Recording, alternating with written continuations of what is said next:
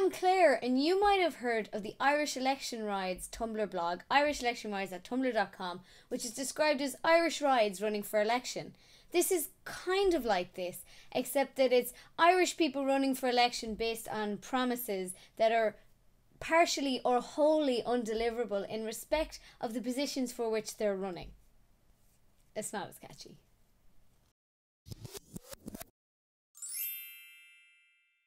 We're going to start easy here. We're going to start with Ronan McMahon. Now, Ronan McMahon's manifesto is fine in terms of he's running for local, he's promising local stuff. Although he does want to get broadband for South Dublin because apparently it's 1997 again. But the problem I have with Ronan is that he's going around introducing himself as an independent. So he came to my house and got 3 or 4 votes out of my gaff because he was an independent. And everyone in my gaff is like, fuck Fine Gael. It actually turns out he's independent Fine Gael, which means that he didn't get selected to run for Fine Gael. So he's running off his own bat. But he's still a member of Fine Gael and he is still as blue shirt a blue shirt can be. I don't appreciate that. I'm leading up to Paul Murphy because I don't want to raise my blood pressure just yet. Alright, so this one is Lynn Boylan. She is running for EU as part of an All-Ireland team of Sinn Féin MEPs. What? First of all, optimistic. Second of all, GAA? She wants to oppose the imposition of austerity policies and oppose water charges. Quick heads up, this is going to be a theme that recurs regularly in this video. Lynn. Humour me. Explain to me how exactly you're going to oppose water charges for Ireland from Europe. Also, defend Irish neutrality, because buzzword. I quickly looked up the power limitations of the European Parliament. MEPs sit in a parliament with powers over fewer higher profile subjects than national parliaments. Few or no powers over health, education, housing, law and order or defence. So when Lynn says she's going to defend Irish neutrality, that's bullshit. But significant powers over environmental standards, consumer protection, trade and employment law. Not one mention of trade and employment law or any of that shit there. But she's going to defend Irish neutrality despite having few or no powers over law and order or defence. This guy, Conneely, doesn't have a first name apparently. He's running for local. Nothing irritates me more than people who can't use hashtags but insist on using them anyway. A hyphen breaks the hashtag. So this is actually just hashtag no. Which actually works in this context because Conneely, hashtag no. What does he want to do locally? He wants to add some transparency to the dealings of the council. For example, Irish Water will be taking over 21 million in spending on water this year. The council has used this tax to hide an increase in 2014 spending of almost 4% over last year. I don't think that those two things are related. What Conneely's going to do if we elect him is I want to dig through the detail and ensure that what little we have goes to where it's needed. Thank you for that incredibly concise and explanatory thing of what you're going to do when you get elected. I'm so clear now on why I should give you my vote. Hashtag no. Nessa Childers. She actually, fair play to her, seems to know what she's running for. However, she has said here that she wants to ensure healthcare as a right, not a privilege. Despite the limitations of European Parliament having few or no powers over health. Thanks, Nessa. I want to draw quick attention to Brian Hayes. His entire poster is a lie. Hayes Brian, vote number 1 for Europe. And then in tiny writing, Fine Gael. You cannot see that from any sort of distance. I consider that a lie. If it's not a lie, it's definitely an omission of the truth, because I would say if you box popped 100 people on the street, they wouldn't know he's Fine Gael because it's so tiny on his poster. Here's Emer Costello, and she is single-handedly getting Dublin working. Putting up her posters, it would seem, because they're fucking everywhere. I'm really glad to see that the Labour Party has this much money to be spending, especially when they took away the mature student grant during this term of government. Delighted for them. Just delighted. Emer's policies for Dublin. despite the fact that she's running for the EU.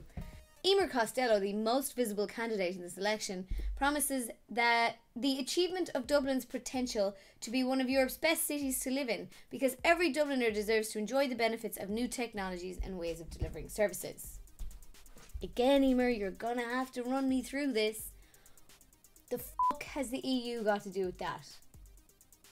Okay, so now I'm gonna have to talk about Paul Murphy, because realistically, Paul Murphy was the inspiration for this whole video.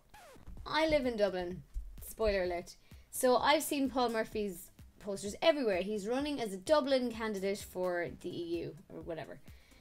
So, I don't know if you've seen his posters around, but basically, there are wages. There's one that says you're anti-job bridge candidate. There's one that says it's not a real recovery, resist.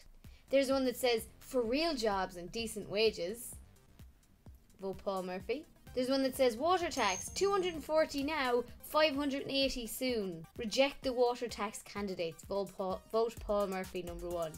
After looking at these posters and getting suitably annoyed by them, I found his leaflet on irishelectionliterature.wordpress.com. It's a great website, you should check it out. It has all of the candidates' leaflets. So this one, water tax will sink households, Paul Murphy, MEP. 540 million ploughed into installing water meters instead of repairing the leakage of 40% of drinking water, and 80 million spent on consultants such as IBM, Accenture, Ernst & Young, KPMG and PwC. Those are facts.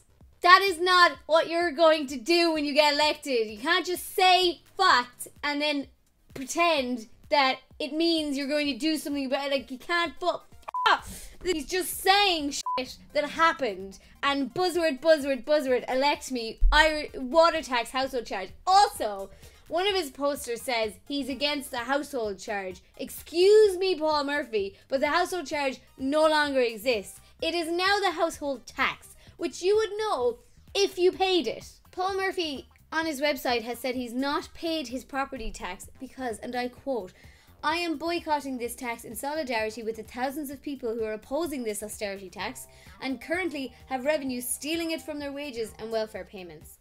So we have to pay it, but you don't. Those of us paying our house tax out of an ever decreasing paycheck, or those of us who have attempted to boycott it and just had it taken from their wages anyway, why on earth do you think that you not paying it and getting away with it because they can't take it from your wages, which it says on your website, would endear us to you? And then you have the audacity to claim that the only reason the sheriff is calling to your constituency office to take goods to the value of the property tax is to disrupt the election campaign. No, Paul, it's because you didn't pay your fucking tax and they can't take it from your wages, and they've already sent letters to your gaff. Jesus Christ. Paul Murphy is running completely on buzzwords. House tax, water tax, stop austerity, say no, enough is enough, buzzword, propaganda. Oh my god, I just realised it is propaganda. This is what this is. Look at your fucking leaflet. Get involved in the campaign to elect Paul Murphy and strike a blow against the austerity parties. Reject the austerity parties. Reject the water tax candidates. This is propaganda. That's all this is. You have nothing in any of your leaflets that says what you're going to do. You just state shit that's already happened and say you don't agree with it. Let's have a look at your record, shall we? Yeah, let's do that. Buzzword, elect me. Buzzword. He was quoted in Village magazine as saying, I don't think I could be in government managing a capitalist system. Yet he's running for Europe and he's going to be in Europe governing several capitalist systems. That makes sense. Paul Murphy sits on the International Trade, Employment and Social Affairs and Petitions Committees. So you would think that he actually would have a smidgen of a say in things like job bridge. However, he was quoted in Village magazine as saying, you're not going to find that the Commission took on my suggestions on anything. They don't. You're not going to find the things I advocate get legislated. And his record stands to that. That's not a lie. He's got nothing passed. In terms of legislation, based on what he's running on, he has got absolutely nothing passed. However, according to his Facebook page, in 2003 and 2004, when non-collection was imposed on those boycotting the bin charges in South Dublin County Council area, he was a leading activist on the ground, organising resistance to the double taxation. So he showed up to a couple of protests. Well done, Paul. God, what would we do without you? When the Socialist Party exposed the massive exploitation of Turkish workers in Ireland in 2005 and helped to lead a strike that won tens of millions of euro in back pay. This seems like it's going somewhere interesting. This is going to be good. I organised a picket in Lucan.